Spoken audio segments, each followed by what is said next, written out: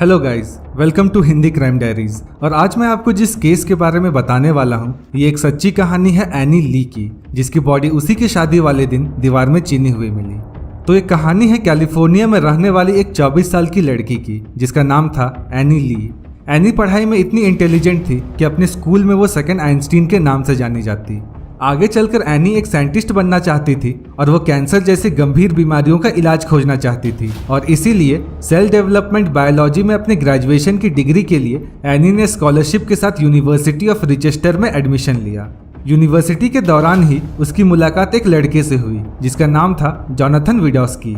Any और Jonathan दोनों बहुत ही अच्छे दोस्त बन गए और जल्द ही उन्होंने शादी करने का भी फैसला किया। और उन दोनों की शादी की जो डेट फिक्स हुई थी वो थी 13 सितंबर 2009। तो ग्रेजुएशन के बाद जोनाथन और एनी दोनों शादी करना चाहते थे, लेकिन अपना अपना करियर बनाने के लिए दोनों को आगे की पढ़ाई तो करनी ही थी। इसलिए शादी की डेट तो फिक्स हुई, लेकिन एनी और जोनाथन ने आगे की पढ़ाई के लिए अलग अलग यूनिवर्सिटीज में एडमिशन लिया। जोनाथन का एडमिशन हुआ कोलंबिया यूनिवर्सिटी में और एनी को येल यूनिवर्सिटी में एडमिशन मिला।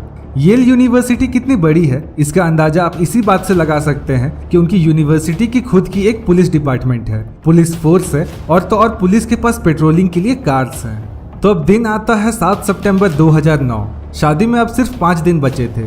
उस दिन एनी अपनी एक फ्रेंड को कॉल करती है और उसे बताती है कि वो कितनी एक्साइटेड है इस शादी को लेकर।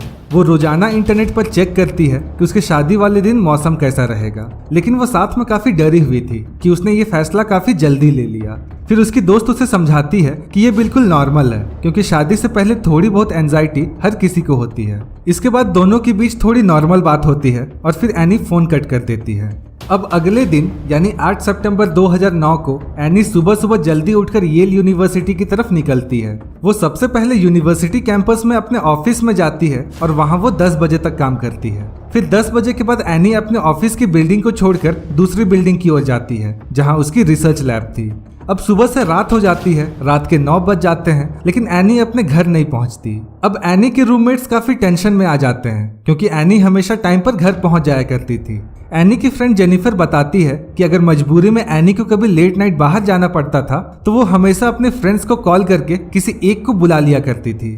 रात के 9 बज चुके थे और एनी का किसी को कुछ पता नहीं था। उसकी रूममेट्स उसको लगातार कॉल कर रहे थे, लेकिन एनी के साइड से कोई रेस्पॉन्स नहीं आ रहा था। जिसके बाद एनी के फ्रेंड्स एनी की मिसिंग कंप्लेंट दर्ज करवा देते हैं। एनी की मिसिंग कंप्लेंट मिलते ही पुलिस यूनिवर्सिटी पहुंचती है और यूनिवर्सिटी में सबसे पहले वो एनी के ऑफिस जाते हैं। जब पुलिस वाले एनी के ऑफिस जाते हैं तो उसके ऑफिस में उनको एनी का पर्स, वॉलेट, फोन, घर की चाबियां, कार्ड्स और कुछ पैसे मिलते हैं। ये सारा सामान एनी के ऑफिस में देख पुलिस वालों की चिंताएं बढ़ जाती है, क्योंकि अगर एनी अपने प्लानिंग से गई होती तो वो अपने कार्ड्स, फोन या फिर पैसे लेकर तो जरूर जाती। इसके बाद पुलिस कैंपस में लगे सीसीटीवी कैमरास की फुटेज निकालती है और फुटेज से उन्हें पता चलता है कि एनी 10 बजे तक अपने ऑफिस में थी। फिर 10:11 पर एनी अपने ऑफिस से निकलकर अपने रिसर्च लैब की तरफ गई, जो कि दूसरी बिल्डिंग के रूम नंबर G13 में थी। जिस वक्त एनी अपने लैब की तरफ जा रही थी उस वक्त उसके हाथ में कुछ बड़ा सा सामान था। जब उसे जूम करके देखा गया तो वो एनी का रिसर्च प्रोजेक्ट था। पुलिस देखती है कि अपने लैब में जाते वक्त एनी बहुत ही नॉर्मल थी और रास्ते में एनी को ना तो किसी ने रोका और ना ही एनी ने किसी से बात की थी। रूम नंबर G13 बेसमेंट में था और अनफॉर्चुनेटली वहां पर सिर्फ एक ही कैमरा था। सीसीटीवी की फुटेज आगे देखने के बाद ये पता चला कि 12:50 पर उस दिन एक फायर अलार्म बजा था, जिसके बाद एनी की लैब वाली बिल्डिंग से सभी लोग बाहर निकल गए थे। एनी की ही लैब में एक लैब टेक्नीशियन काम करता था जिसका नाम था रे, और उसका काम था लैब की साफ सफाई करना। जब पुलिस ने रे से एनी के बारे में पूछा तो उसने पुलिस को बताया कि फायर अलार्म बजने के बाद उसने एनी को बाहर जाते हुए देखा था, लेकिन फायर अलार्म के टाइम जो सीसीटीवी कैमरा की फुटेज थी उसमें एनी का कोई अता पता नहीं था। फिर यूनिवर्सिटी कैंपस के लगभग 70 कैमरास को खंगाला गया, लेकिन किसी भी फुटेज में एनी को बाहर निकलते हुए नहीं देखा गया। इसके बाद यूनिवर्सिटी ने एनी की इंफॉर्मेशन देने वाले को $10,000 का इनाम देने की घोषणा की। अब 3 दिन बीत चुके थे। पुलिस ने हर एक फ्लोर, रूम, कबर्ड सब सर्च करनी शुरू कर दी, क्योंकि सीसीटीवी कैमरा में साफ दिख रहा था कि एनी अंदर तो गई है, लेकिन उसकी बिल्डिंग से बाहर निकलने की कोई फुटेज थी ही नहीं।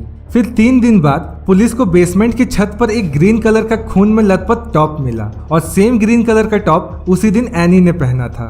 एनी के लैब G13 और उसके बराबर वाला रूम G22 दोनों के आसपास से ब्लड के स्टेन्स मिले और केमिकल की एक अजीब सी स्मेल आनी शुरू हुई। अब पुलिस को क्राइम का अंदाजा हो चुका था और इसीलिए पुलिस डिपार्टमेंट से ट्रेन डॉग्स बुलाए गए। उसके बाद बेसमेंट से ही रूम नंबर G22 जो कि एनी के लैब के बिल्कुल बराबर वाला रूम था, वहां से पुलिस को एनी के नेकलेस के मोती मिले। पुलिस की सर्च चल ही रही थी और पूरे बेसमेंट से एक बहुत ही अजीब सी स्मेल आ रही थी। अब दिन था 13 सितंबर 2009। इसी दिन एनी की शादी थी और पुलिस डिपार्टमेंट के ट्रेन डॉग्स की मदद से उसी दिन बेसमेंट के लैब के लॉकर रूम के पास दीवार में बने एक आउटलेट में एनी की डेड बॉडी टूटी फूटी हालत में उल्टी धंसी हुई मिली। एनी की डेड बॉडी के साथ वहां एक सर्जिकल ग्लव भी मिला जिसके ऊपर लिखा हुआ था रे सी। पुलिस तुरंत रे को अरेस्ट करती है, उसके डीएनए सैंपल्स लेती है और उसके डीएनए सैंपल्स एनी के डेड बॉडी के पास मिले डीएनए सैंपल से मैच हो जाता है। पुलिस को रे पर काफी पहले से शक था क्योंकि वो साफ लैब की बार बार सफाई करे जा रहा था और उसके चेहरे पर कुछ स्क्रैचेस भी थे। जब पुलिस ने रे से उन स्क्रैचेस के बारे में पूछा था तब उसने बताया था कि उसके पास एक पालतू बिल्ली है जिसके साथ खेलते हुए रे के ऊपर उसका पंजा लग गया। इस पूछताछ के बाद ही रे पर पुलिस को शक हो गया था। रे को अरेस्ट करने के बाद उसे इंटेरोगेट किया गया, लेकिन इंटेरोगेशन के दौरान रे ने एनी के बारे में कुछ भी नहीं बोला। इंटेरोगेशन में तो रे ने कुछ भी नहीं बोला, लेकिन इन्वेस्टिगेशन टीम को रे के खिलाफ लगभग 250 से ज्यादा सबूत मिले। फिर अगले दिन एनी के पोस्टमार्टम रिपोर्ट आई और पोस्टमार्टम में यह खुलासा हुआ कि एनी को गला दबाकर मारा गया है और एनी को मारने के बाद उसकी बॉडी को उस छोटी सी जगह में घुसाने के लिए रे ने उसकी बहुत सारी हड्डियां भी तोड़ दी थी। इसके बाद सारे सबूतों के साथ रे को कोर्ट में पेश किया गया और उसे 40 साल की सजा हुई। रे ने एनी को क्यों मारा इसका रीजन इंटेरोगेशन के दौरान भी क्लियर नहीं हो पाया, लेकिन कोर्ट में सिर्फ एक बार ये रीजन मेंशन हुआ था कि रे एनी से शादी करना चाहता था, लेकिन एनी और जॉनथन दोनों 5 दिन बाद शादी करने वाले थे। इसलिए जेलसी के चलते उसने एनी के साथ पहले हाथापाई की और उसके बाद उसको जान से मार दिया। एनी के साथ जो कुछ भी हुआ वो तो काफी दर्दनाक था, लेकिन तब भी इस केस से 2 अच्छी चीजें सीखने को मिलती है। एक तो ये कि एनी के रूममेट्स ने पुलिस को टाइम पर इन्फॉर्म किया और दूसरा ये कि पुलिस ने बिना टाइम वेस्ट किए इस केस में एक्शन लेनी शुरू करी। तो दोस्तों ये थी कहानी एनी ली मर्डर केस की। आप इस केस के रिगार्डिंग अपने ओपिनियंस हमारे साथ शेयर जरूर करें। हम आपसे फिर मिलेंगे एक नई कहानी के साथ। तब तक के लिए अपना ख्याल रखें, घर पर रहें और सुरक्षित रहें।